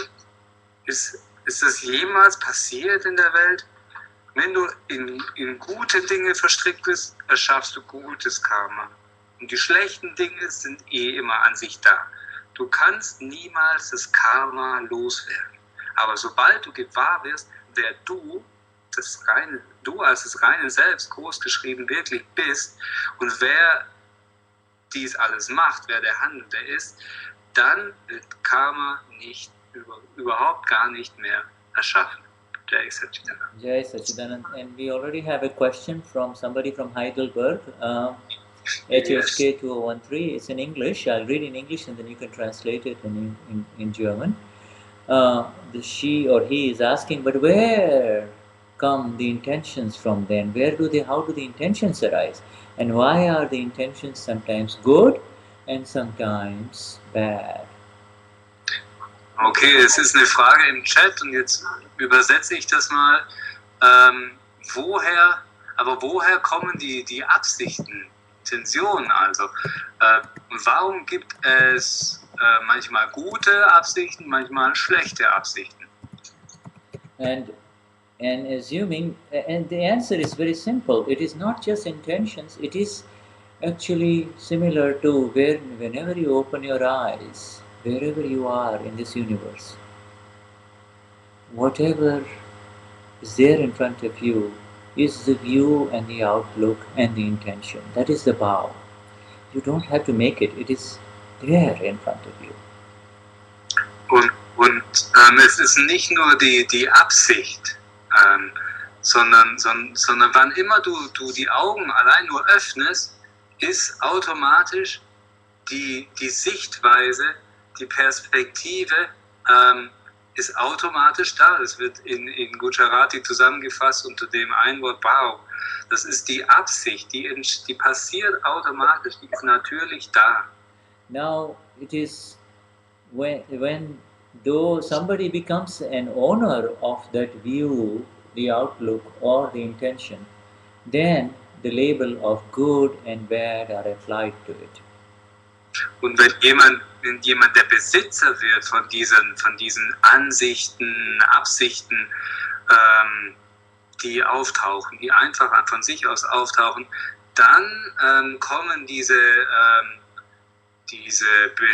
Zuschreibungen von gut oder schlecht, dann erst kommen die dazu, wenn jemand diesen Besitz dafür beansprucht. You know, the Eskimos kiss each other through their noses, they rub each other's noses, and the Western world kiss each other with their lips. And if you ask one, they'll say, "Wow, we never do that." And they'll say, "Why would you want to touch noses? Because and then when you ask some Indians, they'll say, "Wow, why would you want to touch noses and lips either?" So you see, these decisions and these opinions are made after much later, after the views and the intentions arise.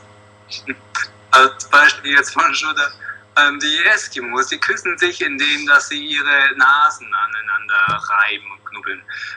Die Europäer, die berühren sich an den Lippen. Und wenn du einen Europäer fragen würdest, warum sie sich so küssen, dann sagen sie, warum soll ich meine Nase reiben an jemand anderes? Und wenn du Inder wiederum fragst, dann würden die sagen, warum soll ich das eine oder andere tun? Warum soll ich meine Nase an jemand reiben? Oder warum soll ich die Lippen berühren von jemand? Das sind alles, ich habe vergessen, was da kommt. Das sind alles Meinungen und Wertungen, die irgendwann mal aufgetaucht sind. Yeah, Genau. they are opinions, you see, and they are all opinions that have come much later.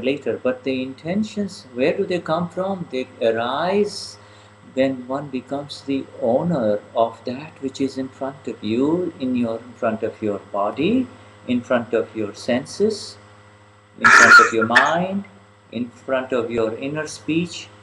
Everything that is there, the moment you say this is mine, then all the good, bad, and the whole tree grows, you see. Also, und das, was wir gesagt haben, das sind alles einfach Meinungen, die kommen viel später erst. Aber zunächst sind diese Ansichten, diese Absichten und die Perspektiven, die wir alle haben, die von dem, die entstehen dadurch, dass wir durch das, was natürlich vor uns auftritt, dass wir da die Bezeichnung drauf packen, gut oder schlecht, oder das in Meinungen umwandeln. In the eyes of the Lord, in the eyes of the perfect one, the God, the fully enlightened one, there is nothing called good or bad. There is nothing called good or bad, or sin or virtue. In den Augen eines Erleuchteten, aus der Perspektive eines Gottes, gibt es nichts derartiges wie gut oder schlecht oder wie Sünde oder Tugend. Sowas gibt es aus seiner Sicht, gibt es das nicht. And Hari, and she has asked another question. This is a lady, Hari Kaur, and she is saying, could we say that the natural intentions of the pure soul are always good? Thank you. My name is Hari Kaur.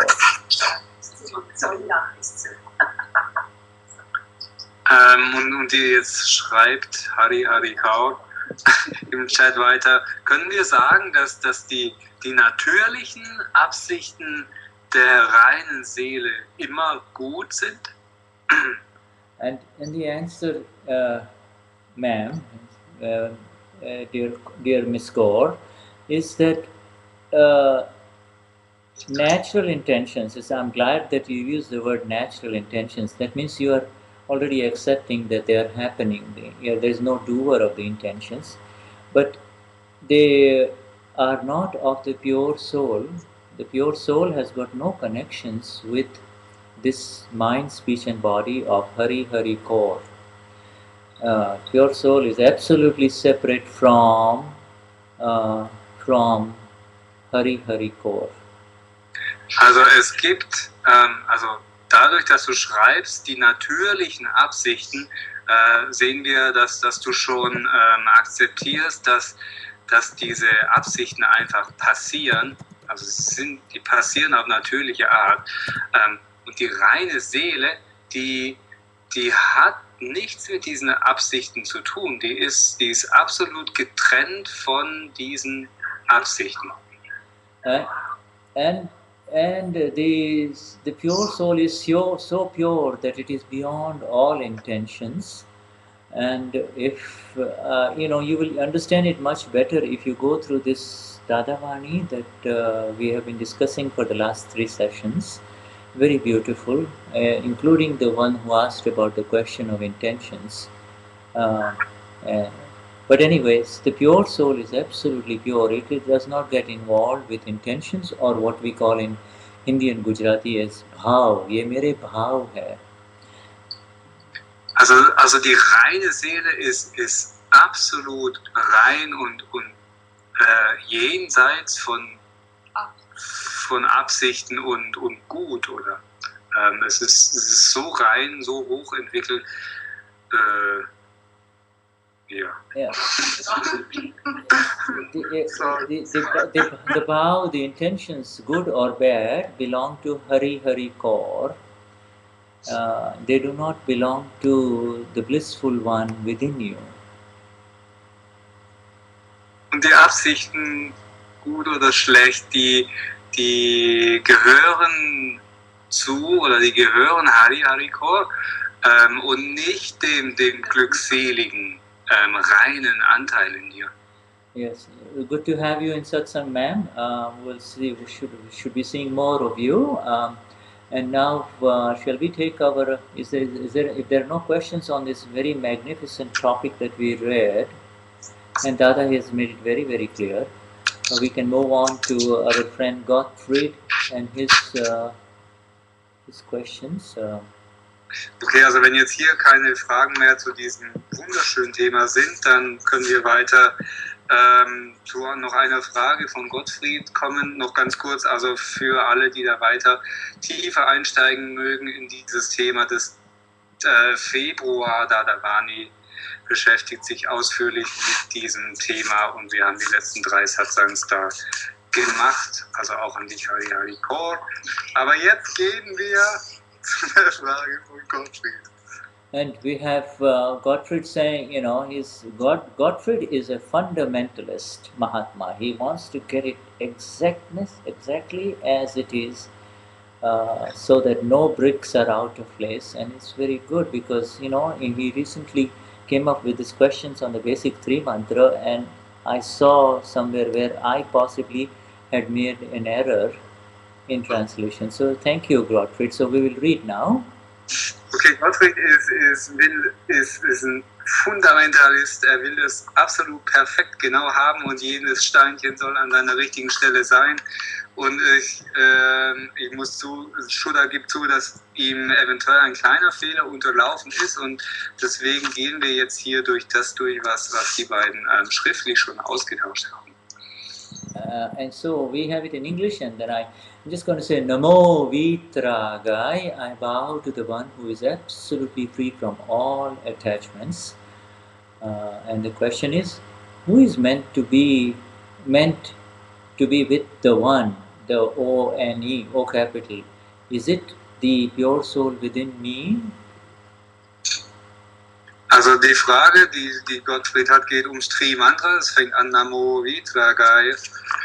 Ich verneige mich vor demjenigen, der absolut frei ist von allen Anhaftungen.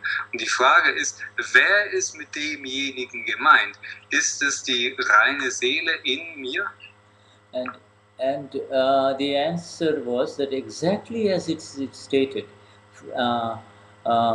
I bow to the one who is absolutely, and emphasis is on the word absolutely, free from all attachments, and there are ones like that who are absolutely free from all attachments and abhorrences, rag or dvesh, outside Gottfried as well as within you, Gottfried. You, Y capital, are the pure soul, Vishuddhatma, and are absolutely free from all attachments. Gottfried, however, is attached in this discharge that is happening. And because you want to become the Vitarag, the Absolute One, you bow to the one within you. Hey Paramatma within me, hey Paramatma within Gottfried, hey Paramatma within Rudiger, within Naraji, I bow to you. Okay, Shuddhas Antwort ist ja, genau so wie es hier gesagt ist. Es gibt diejenigen, die absolut frei sind von Anhaftungen und Abscheu, Abneigungen außerhalb von Gottfried, sowohl auch in dir, Gottfried selber, innen drin. du bist, du als die reine Seele bist absolut frei von all diesen Anhaftungen. Gottfried ist derjenige, der angehaftet ist in Entladung. Also es drückt sich als Entladung aus, dass Gottfried angehaftet ist. Du willst die reine Seele werden, du willst dieses Absolute werden, und deshalb verneigst du dich vor diesem inneren reinen Aspekt in dir. Now, Namo Arihantanam. I bow to the living one. This is O capital, who has annihilated, destroyed all internal enemies of anger, pride, deceit, and greed. Question is, who is meant to be with who is the living one? Can you please explain it? And the answer is Lord Simandhar with a body. According to Dadashri, there are 19 other such Tirthankars alive who can also be addressed under this greeting. But we have a special connection with our Lord Simandhar, so we should visualize him when we say Namo Arihantanam. He is the current living Tirthankar. Okay, nächste Zeile vom Tri-Mantra Namo Arihantanam. Ich verneige mich vor dem Lebendigen, der alle inneren Feinde von Wut, Stolz, Täuschung und Gier zerstört hat. Die Frage ist, wer ist gemeint mit dem Lebendigen? Kannst du das bitte erklären? Und die Antwort ist, es ist Lord Simandhar, also derjenige, der noch einen Körper hat. Laut Dadashri gibt es 19 weitere Tirthankaras, also die lebende Tirthankaras, die auch unter dieser Verneigung angesprochen werden können. Aber wir haben eine besondere Verbindung mit diesem Lord Simandhar und wir sollten uns diesen visualisieren, uns diesen vorstellen, wenn wir sagen Namo Arihantanam. Er ist der gegenwärtige, lebende Tirthankara. And then Godfrey's third question was on Namo Loe Sabva Sahunam. I bow to all the saints everywhere who have received the knowledge of the self, Atma Gyan. Question is, what characterizes a saint? Does a saint have Gnan? So now the answer is, saints do not have Gnan. G capital Gnan that we are talking about. This Gnan of the self and the non-self. Saints are the ones who are relatively or somewhat free from greed, money hunger, sexual hunger, and prestige or pride. They do good for others and help others move from the negative and the hurtful to the positive and the helpful. Now, okay, I'll let you finish this and then I will come back. Mm-hmm. Okay, jetzt zu der Zeile Namo Loe Sabva Sahunam. Ich verneige mich vor allen Heiligen, die das Wissen des Selbst erlangt haben. Und die Frage ist, was charakterisiert einen Heiligen? Hat ein Heiliger Gnan? Ist ein Heiliger derjenige, der Gnan hat? Shuttas Antwort ist, Heilige haben kein Gnan. Gnan sind diejenigen, die auf der relativen Ebene ein Stück weit frei von Gier oder dem Hunger nach Geld oder Hunger nach Sex oder Prestige oder Stolz sind. Sie tun Gutes für andere und sie helfen anderen, sich von Negativen und Verletzenden zu dem Positiven und Hilfreichen zu bewegen. Now, you see, in this Namakar mantra or the Namakar mantra or the first part of the Sri mantra, we bow to all the saints who have become free from the worldly interacting state, are trying to rise higher in the domain of the self as capital, have attained the conviction or the pratiti of the self, have no sense that I am this body. They have just begun to rise higher in the domain of the self. Yes, and therefore in this entire universe, wherever there are such saints, I offer my namaskars.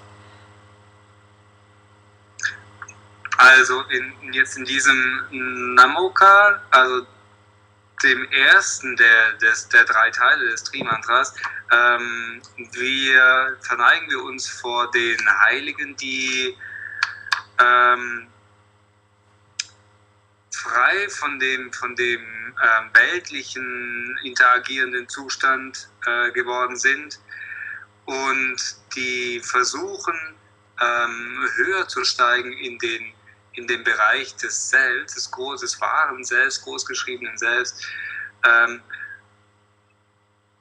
die Überzeugung des Selbstes erlangt haben, die haben nicht mehr den Sinn von ich bin dieser Körper. Sie haben angefangen aufzusteigen, höher zu steigen in das Reich des wahren Selbstes. Und deshalb, ja, in diesem gesamten Universum, wo immer es solche Heiligen gibt, da verneige ich mich. And so I think he's very right, Gottfried. He says, I think the correct translation should be, I bow to all the saints everywhere in this universe, so everywhere, who have realized the S capital self, allowing for the fact that the Indrakramic path does not require receiving the knowledge of the self, you see. So I think you're right. That is the better translation would be who have realized the self, however they've realized, you see.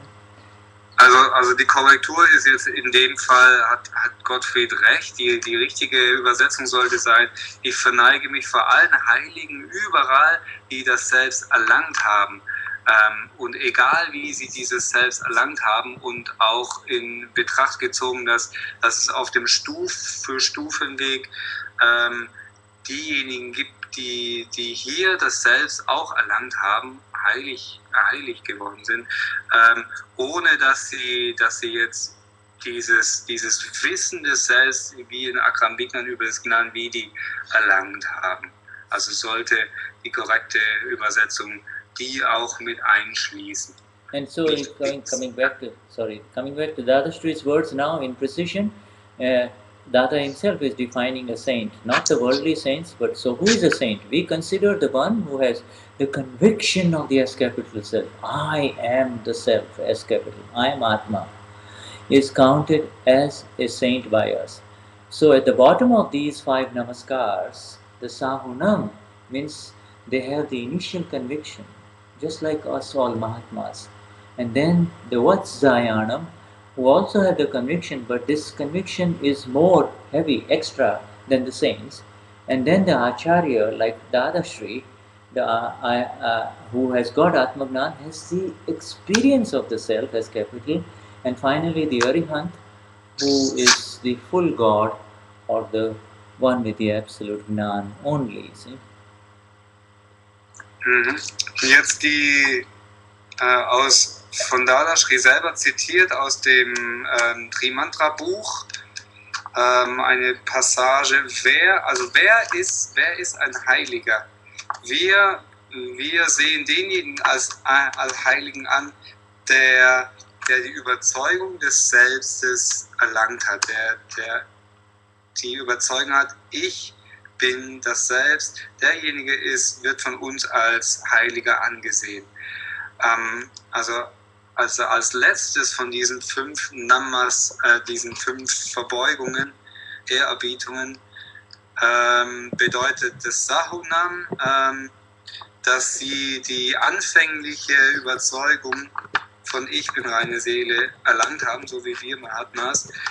Und dann weiter zurückgehen die Vatsayanam, die haben auch diese Überzeugung, aber diese Überzeugung ist gefestigter, ist stärker als die eines normalen Heiligen. Und dann die Acharya, die Ayariyanam, der hat das Atmagnan, so wie unser Gnani Purush, der hat die volle Erfahrung des Selbstes.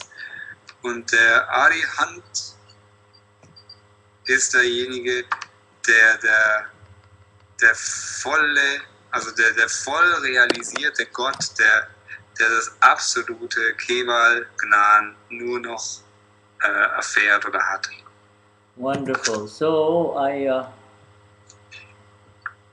this little flower here has got enough little flowers for each one of you in satsang, and also it's got this new one buds that are going to come up for all the new ones like Beate and the new Mahatmas. So highest namaskars to all of you, my dear friends, and I will want you to listen to everybody about the Thursday satsang. Please, any other announcements? No?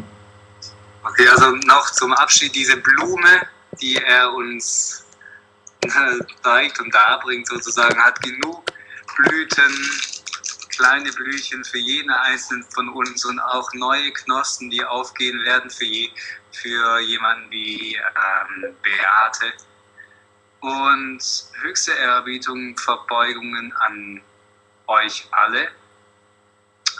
Und hier noch, falls es Ansagen gibt, kann ich hier das gleich weitergeben an Nala und Katja, die neben mir sitzen.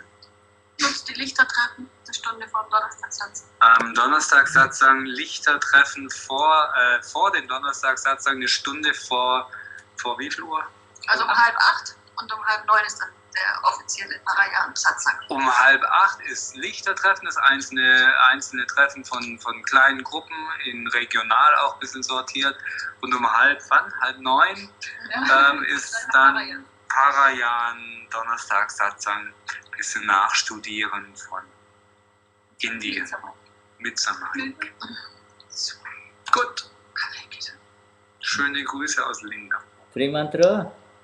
Jai Sachidananda. Trimantra, okay. Trimantra from all of you. Okay,